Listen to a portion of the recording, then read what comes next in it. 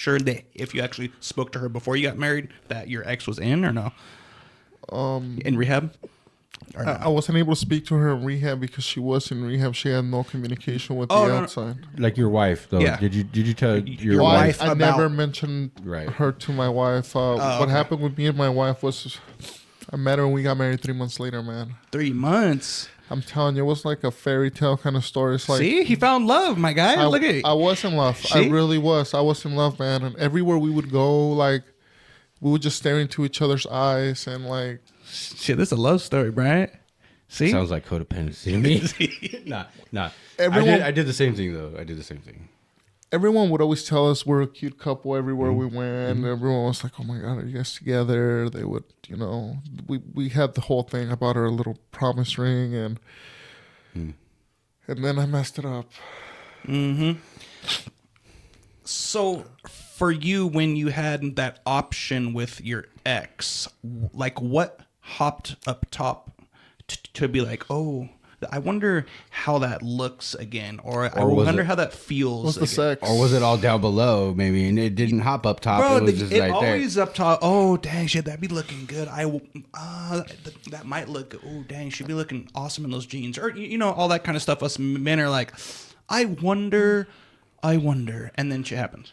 The reason I didn't marry my ex-girlfriend was because she was not wife material. How so? She liked to do dope, and she was more on the hoish side, and she was very fun. Let's put it that way. He's laughing at that. Bruh, okay. And there's just things that you can do with certain girls that you can't do with your wife.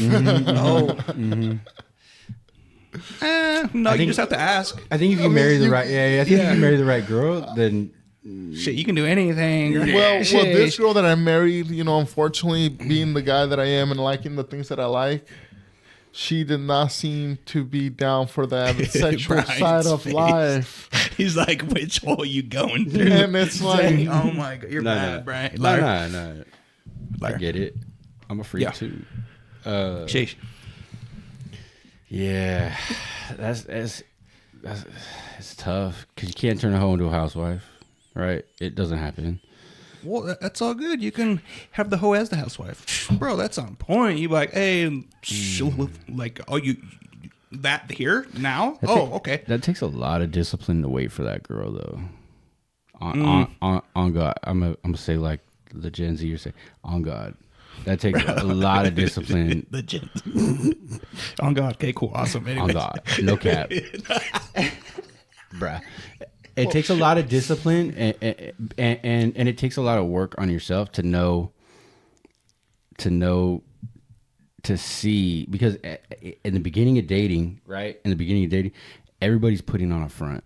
Everybody's being the best version of themselves. They're all gonna be like, and you don't see like there are red flags that you can kind of see in the beginning if you're trained to see them, but in reality, like most of us don't see it till like 6 months, 9 months, a year.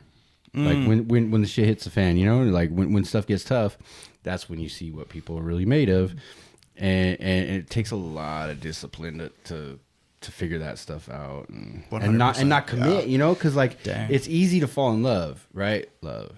It's easy to fall in love because you're like, oh, this person treats me so well. They're like, I love, the feeling I get when I'm with them. I don't want to talk to anyone else, or I don't want to, whatever. But it's not really love.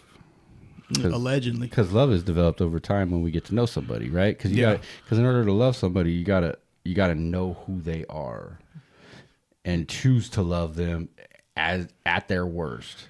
At my worst, in my bullshit. unconditional love. Right. Hey, guys don't get unconditional love though, for real. I won't go off. I won't go off into that tangent. I won't go off into that though. Bro, stop hating.